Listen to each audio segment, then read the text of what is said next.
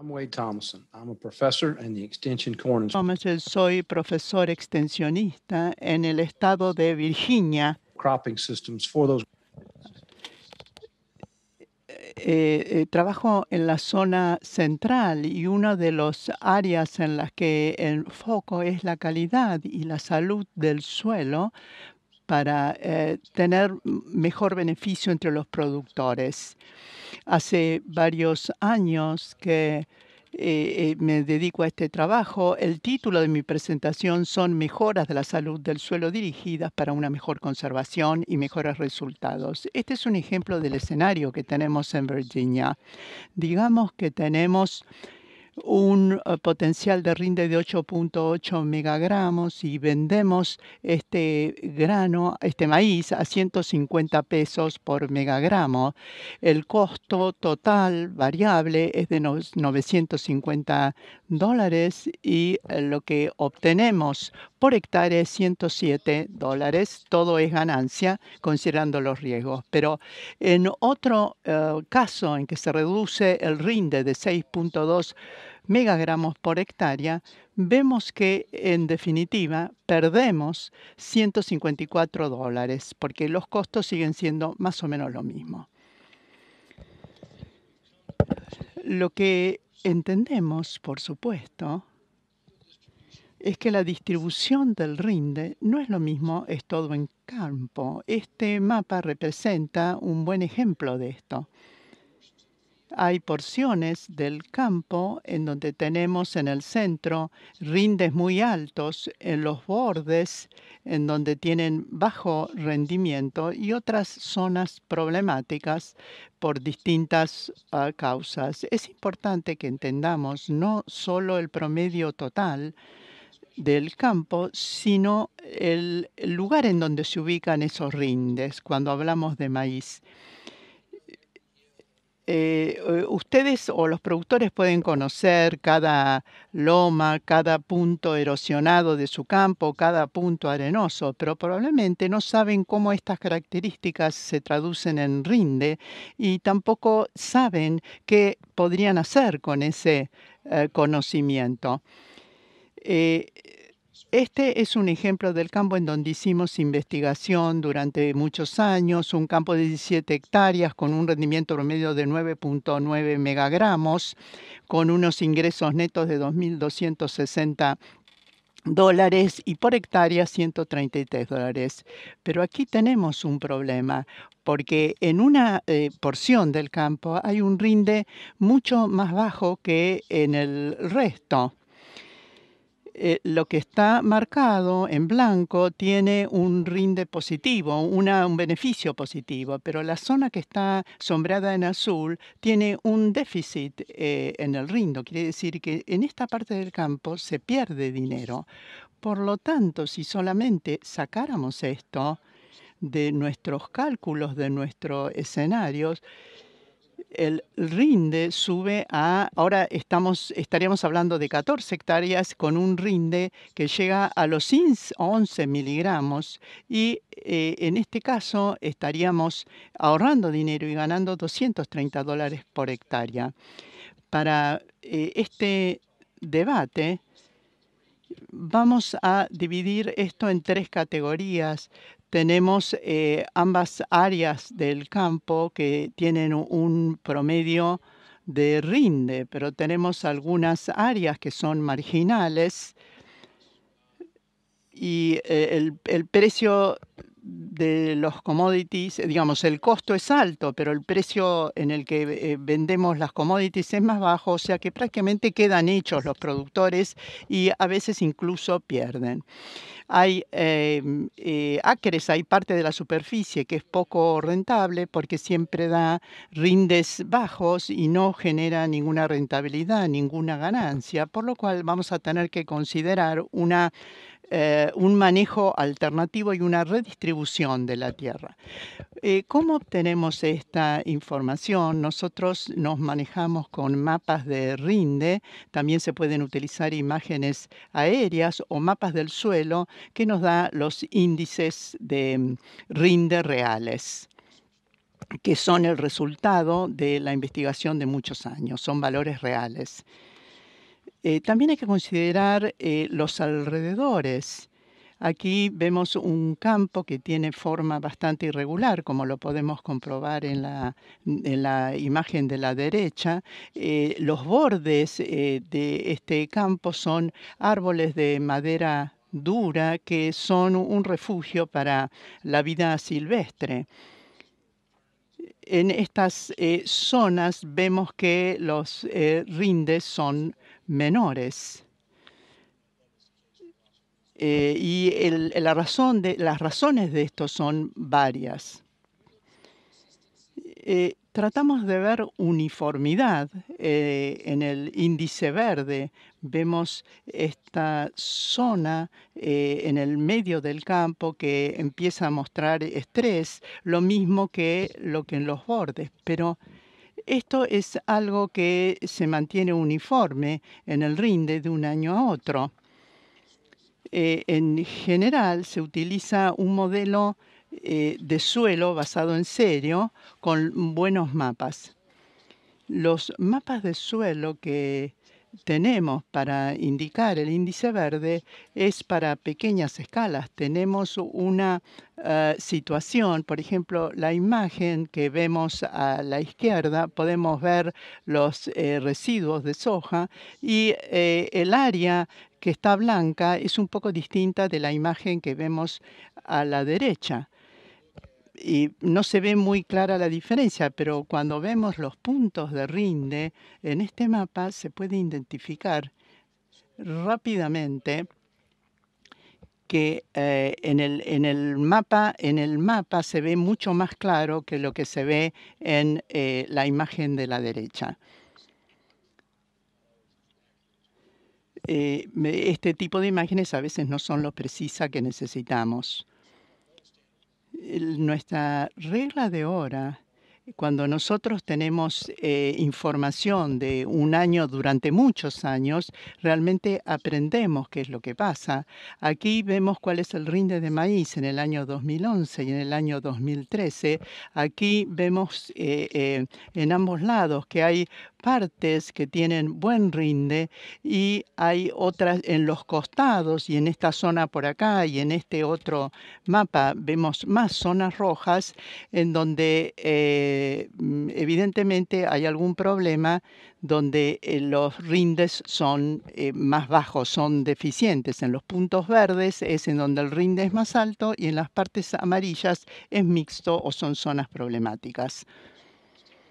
La soja es un capítulo aparte, pero no siempre se alinea con la misma información. Esto tiene que ver con que el estrés puede ser por el tema de la temperatura o del agua. Quizá tenemos diferencias en las razones de estrés que sufre el maíz o la soja. Pero, sin embargo, hay bastante uniformidad en el sentido que en ambos casos el déficit de rinde se ve en los bordes del campo. Haciendo un desglose, vemos la información sobre ambos cultivos, soja. Esto es la soja durante 4 años y vemos que se sigue manteniendo en los bordes la zona de bajo estrés. En cambio, en el verde son las zonas en donde nos va a interesar mejorarlo, incluso mejorar la calidad de los insumos. Y en las zonas rojas nos va a interesar reducir la cantidad de insumos. O a lo mejor, si durante varios años seguimos teniendo bajos rindes, vamos a tener que pensar en hacer algo totalmente distinto. Aquí tenemos un promedio de rinde de 12 megagramos, pero 0,7 de hectárea de este campo pierde por sí mismo $180. Quizás se podría aumentar el ingreso en esa área en $13. Hablamos de este problema y tenemos que tener en cuenta que estos son elementos específicos de cada sitio. Quizá el problema es la compactación de tierra o tenemos que hacer ensayos para determinar si verdaderamente hay compactación de tierra o tenemos que tener en cuenta que vamos a reducir los insumos o a lo mejor poner barreras de conservación, buffers, para tratar de alejar esos cultivos del efecto de los árboles que lo rodean o tratar de hacer otro tipo de cosa. En esas áreas en donde tenemos un rinde moderado en riesgo, eh, también tenemos que identificar la causa, tenemos que ver si podemos reducir los insumos, cambiar la densidad de siembra, cambiar los cultivares o quizás podamos apuntar a ciertas áreas para hacer mejoramiento de suelo. Y en definitiva, pasan los años y seguimos teniendo estas zonas, estas áreas que siguen siendo no rentables. ¿Qué hacemos con estas áreas? Nosotros propusimos una estrategia para dejar a un lado estas zonas. Tenemos que identificar bien estas áreas de bajo rinde, entender la causa, determinar si se trata de una mala salud del suelo o a lo mejor tiene poca capacidad de retención del agua y pensar en soluciones para mejorar estas características en el corto o en el mediano plazo. Voy a contarles qué es lo que hicimos. Utilizamos mapas de rinde, identificamos las zonas de bajo rinde y tratamos de entender por qué. Como ejemplo, consideramos distintos parámetros físicos y químicos. Este es uno de ellos, que es la resistencia de penetración. En estos 4 campos que analizamos, acá vemos una variación en uno a otro. Estas son las muestras iniciales. También hicimos una evaluación utilizando el Cash Assessment, que es la evaluación Cash de la Universidad de Cornell, ver cuál era la retención, la capacidad de retención del agua, la estabilidad de los agregados, la cantidad de proteína AC del suelo y determinamos que la calidad general era media de 49. O sea, hicimos una evaluación físico-química y biológica. Luego tomamos una zona que está en esta foto y hicimos estos 4 tratamientos.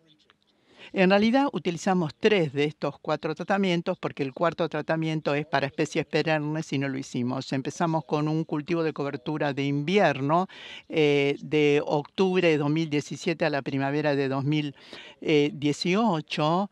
El cultivo de cobertura era una mezcla de centeno,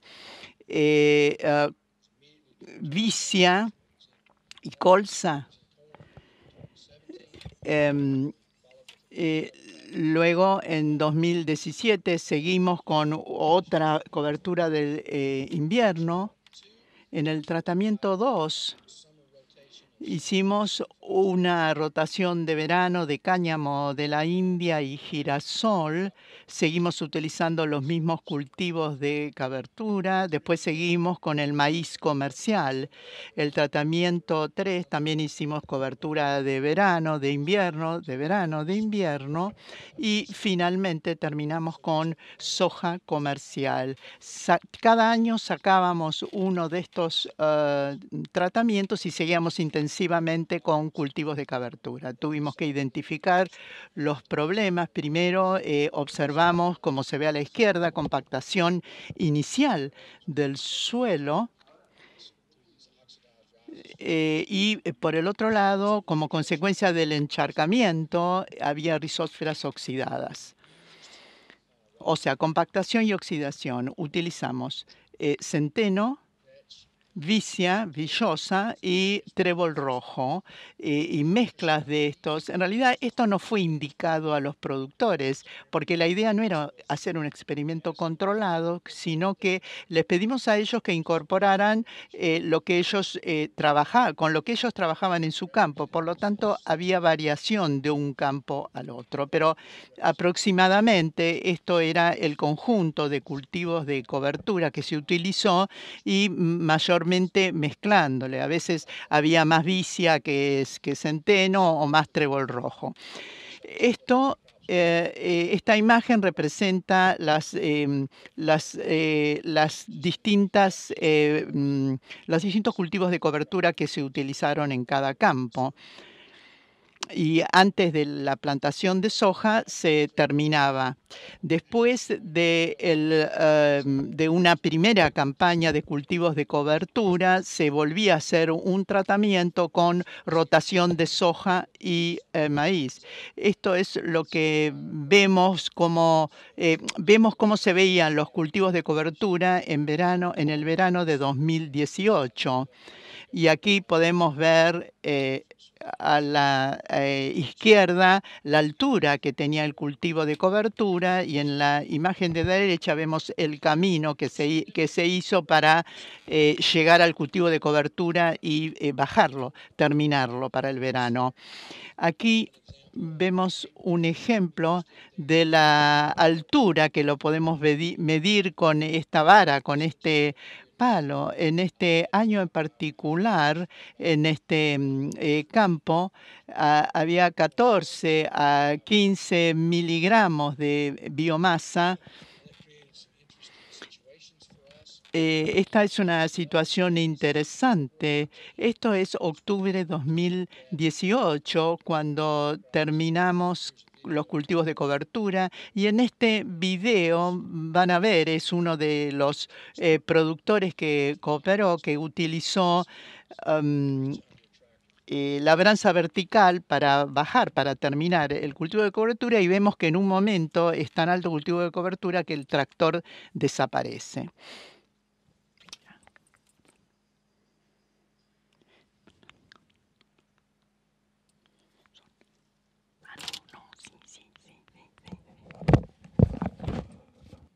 So, Vimos algunas cosas interesantes después de ese primer año de cultivo de verano. Esto, de hecho, es después de cultivo de cobertura de invierno, de verano y de invierno nuevamente antes de llegar al verano. Tenemos los 4 establecimientos. Establecimiento 1 tenía muy poca compactación, así que no hay mucho cambio. Los otros 3 todos tenían lo que yo consideraría capas bastante restringidas. Acá vemos el cambio en la resistencia de la penetración en los primeros centímetros y pueden ver que cada uno representa varias replicaciones en el mismo campo, pero todos lograron una reducción significativa después de 3 campañas con cultivo de cobertura. Entonces, en algunos aspectos, por lo menos del lado de la física del suelo, sentimos que estamos avanzando en el sentido correcto en cuanto a hacer cambios positivos en estos campos. Creamos algunas dificultades también, como podrán imaginarse, terminar toda esa biomasa de cultivo de cobertura de verano. Después resultó difícil sembrar.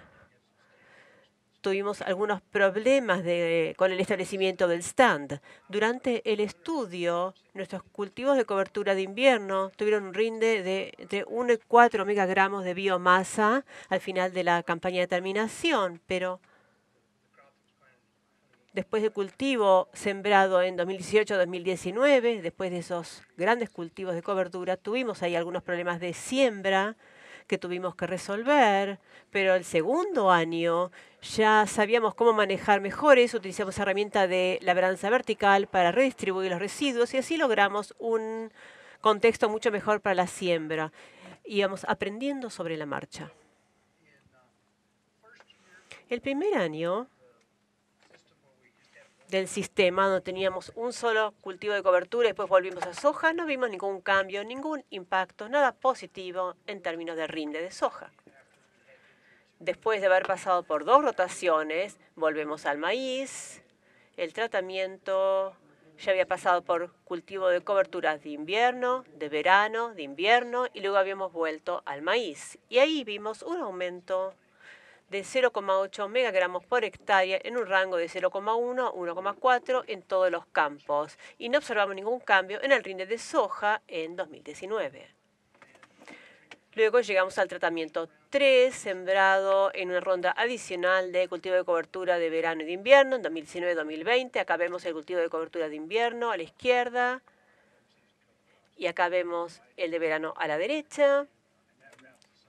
Y con esto terminamos, porque ahora estamos en el medio de esa campaña, en este momento. Y en septiembre, octubre, noviembre vamos a haber terminado de recopilar los datos del último año. Y ahí vamos a poder evaluar los parámetros que modificamos. Esperamos tener un aumento positivo en el rinde. Y también esperamos así poder empezar a entender por qué, si es un cambio en los parámetros físicos, químicos, biológicos o quizás en todos. Y ahí haremos un muestreo intensivo, incluido el análisis del suelo, al final, para poder hacer esta evaluación.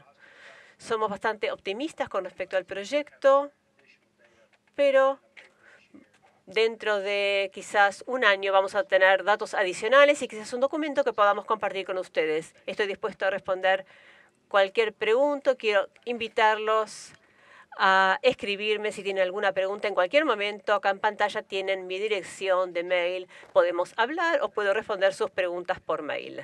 Muchas gracias por su tiempo.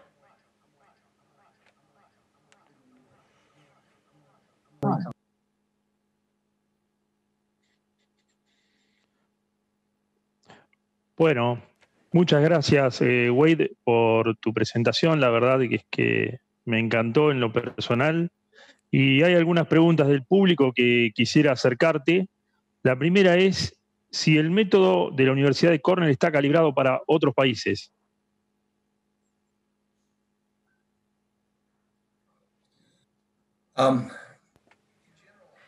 En general, yo diría que sí.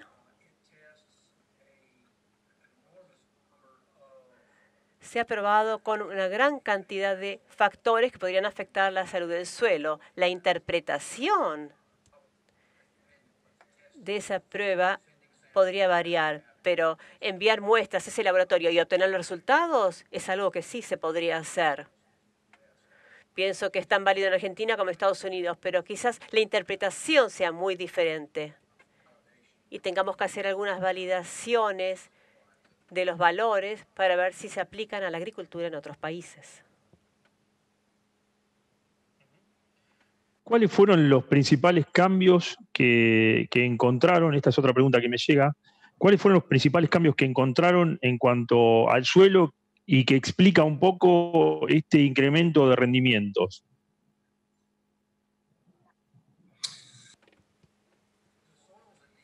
Los suelos en estos lugares son arcillosos, limosos, arenosos, con buena retención de agua. Para nosotros, materia orgánica moderada puede absorber y tener buena capacidad de retención de agua. Además, como vimos cuando hablamos de la densidad del suelo, esto se modifica mucho. Si tenemos estas condiciones, tenemos mejor exploración de raíces.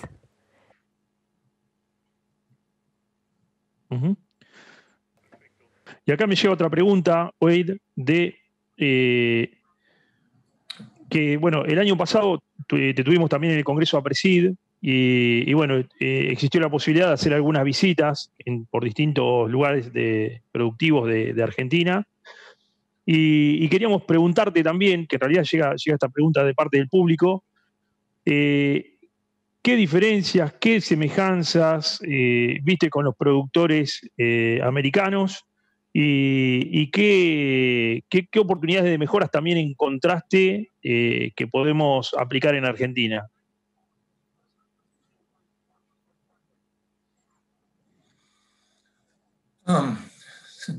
Not a simple question. No es una pregunta simple. Una de las principales diferencias es que en nuestro sistema en general, el propietario de la tierra también es la persona que opera el establecimiento y toma las decisiones y también es el dueño de los equipos. Entonces, nuestro sistema quizás haga más uso de capital en ese sentido. Pero por lo que vi, nuestros productores, al parecer, tienen mejor acceso a fondos y préstamos que quizás algunos productores en Argentina. Nuestros productores en general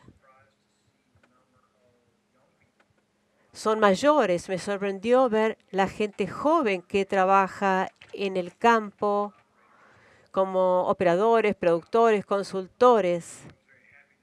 Y me alegró ver eso en Argentina, porque ese es uno de los problemas que nosotros tenemos, el envejecimiento de la población. No, no está bueno en muchos lugares dedicarse a la agricultura para los jóvenes.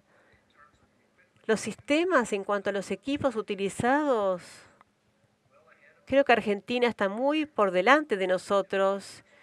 La mayoría de los especialistas en siembra directa y los equipos que se utilizan son muy adelantados. Nosotros tenemos máquinas que funcionan, pero no están tan bien diseñadas como las que utilizan sus productores. Ojalá pudiéramos copiar más de los equipos de ustedes. Y además, también debo hablar acerca de la actitud. Me impresionó, me impactó el hecho que la gente en Argentina que trabaja en el campo se siente muy optimista con respecto a su desarrollo profesional en el campo. Realmente me impactó ver eso.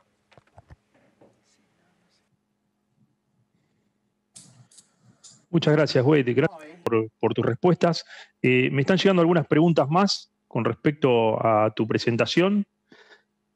Una puntual de métodos. ¿Con qué método diagnostican o diagnosticaban y evaluaban la compactación en los ensayos que mostró durante la presentación?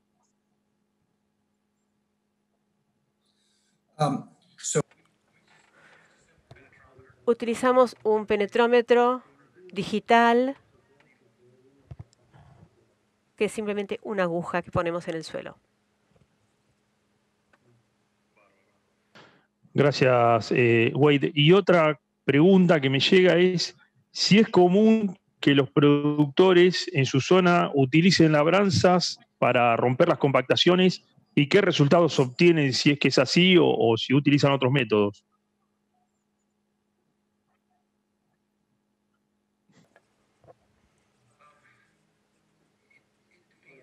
Depende.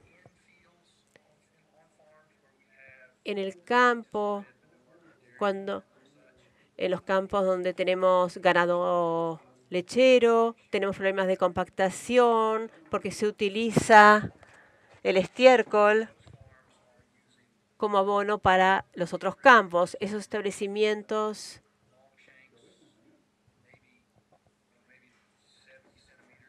tienen quizás una separación de 70 a 77 centímetros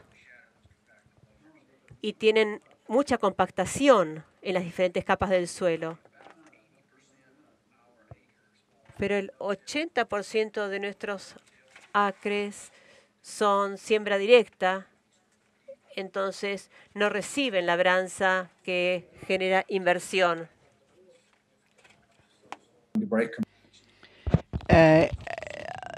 Después de 5 o 6 años de ese sistema, la mayoría de nuestros productores pudieron superar esa compactación, excepto aquellos que utilizaban la labranza profunda en algunos casos, pero que no es de ninguna manera la mayoría de los campos.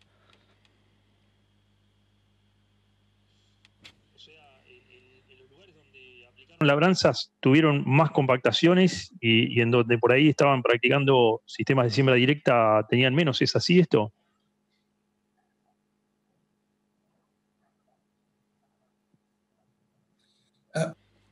Sí, No al principio, cuando empezamos con la siembra directa teníamos más problema con la compactación, pero a medida que el sistema maduró y a medida que la estructura deficiente empezó a ser más natural y más efectiva, entonces el suelo se hizo resistente a ese tráfico. Así que dejamos de tener el problema en la gran mayoría de nuestros campos. Otra pregunta que dice lo siguiente. ¿Encontraron ustedes alguna relación entre la estructura del suelo y la microbiología o la biodiversidad de ese suelo?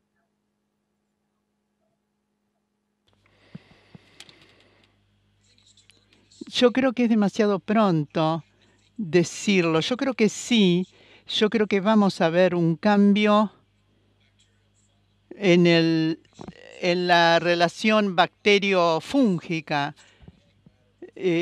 Vemos sí una mayor cantidad de materia orgánica. Probablemente vamos a ver una respuesta en alguna alguna macrobiología de otros animales del suelo.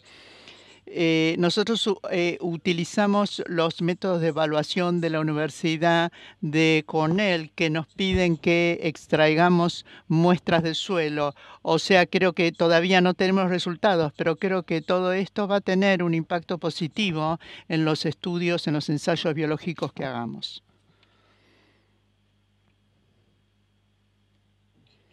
Buenísimo, buenísimo. Bueno, Wade, por ahora no tenemos más preguntas del público, pero sí me gustaría enfatizar en una que quedó por ahí un poquito, que me gusta reforzar algo que ya preguntó el público, que es qué oportunidades de mejora en cuanto a nuestras producciones en Argentina ves vos como para que nosotros desde el ámbito de la producción implementemos respecto de tu especialidad?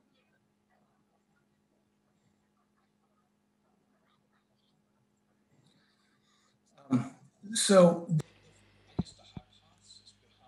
Yo creo que la hipótesis detrás de lo que nosotros hicimos, nosotros detectamos algunas áreas que no eran muy productivas, entonces cambiamos la producción por completo, la rotación por completo para mejorar los suelos. Yo creo que las oportunidades para esos no importa de qué lugar del mundo hablamos, en todas las partes, en todo el mundo. Yo creo que la oportunidad que todos tenemos es cambiar la rotación de cultivos o manipularla de manera que le demos más tiempo a los cultivos de cobertura, poner distintos cultivos de cobertura, aumentar la biodiversidad, aumentar la materia orgánica y mejorar en definitiva la salud del suelo. Y luego volver a la rotación de los cultivos comerciales. Pero yo creo que esto se puede aplicar en distintos sistemas, pero de manera muy dirigida y puntual, en los lugares donde de verdad se necesite. Wade, y acá me están llegando más preguntas del público. ¿En qué áreas, preguntan lo siguiente, en qué áreas podemos impulsar la cooperación entre productores argentinos y de Estados Unidos?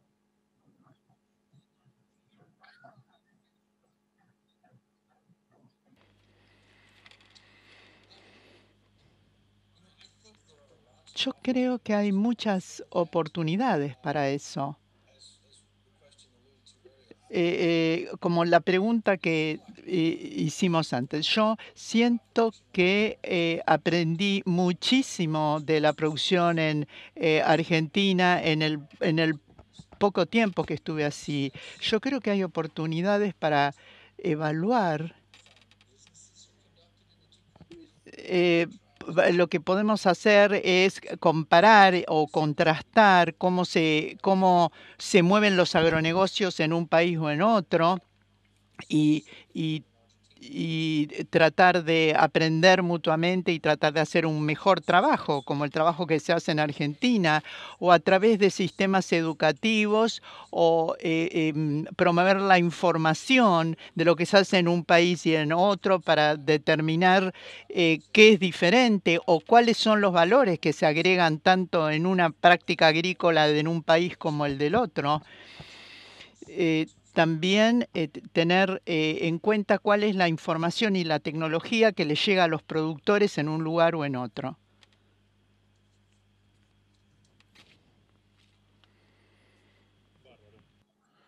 Bueno, muchísimas gracias, Wade. La verdad es que estos conceptos que has compartido son muy importantes porque tenemos un feedback acerca de cómo estamos posicionados y cuáles son las oportunidades de mejora que tenemos para avanzar en sistemas más diversos, más sustentables. Así que en este sentido, creo que es muy importante poder tener estos intercambios y que nos ayudan a enfocar mejor, como vos decías recién, y probablemente encontrar estas oportunidades de intercambio entre productores y en ámbitos educativos. Y acá viene una pregunta, que esta es una pregunta que te voy a realizar yo. ¿Qué posibilidades ves que haya una mayor interacción puntual, ya que estás en un ámbito educativo, entre la educación en Argentina y la educación en América respecto de estos temas que estamos conversando?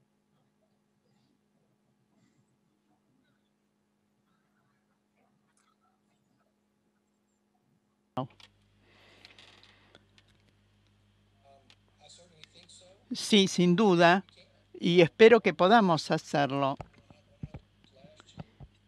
Cuando yo estuve el año pasado, justamente lo que me interesó mucho es continuar desarrollando y expandir nuestra relación entre Virginia Tech y APRESID.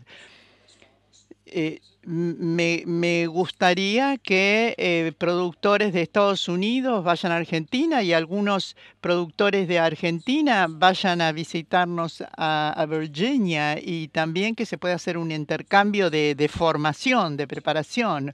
Sería un desafío, pero si decidimos hacerlo, perfecto.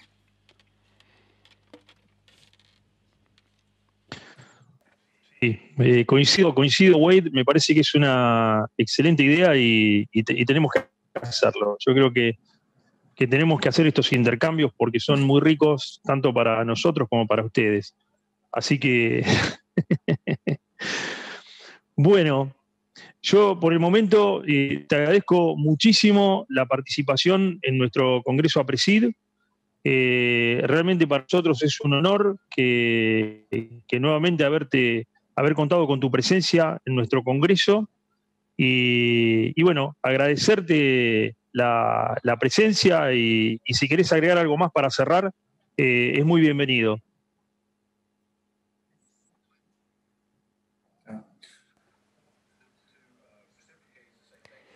Yo también quiero agradecerles muchísimo por la invitación a dirigirme a ustedes y hablar acerca de lo que estamos haciendo nosotros acá en Virginia.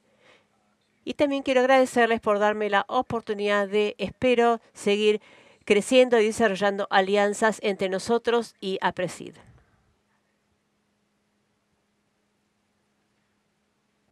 Muchas gracias, Wade. Sin dudas que es así, va a ser así, vamos a seguir construyendo alianzas, porque es también nuestro interés. Así que, nuevamente, muchas gracias por la participación. Thank you all. Gracias a todos. Le agradecemos a Wade Thomason y a toda la audiencia y nos vemos en la próxima charla. Muchas gracias.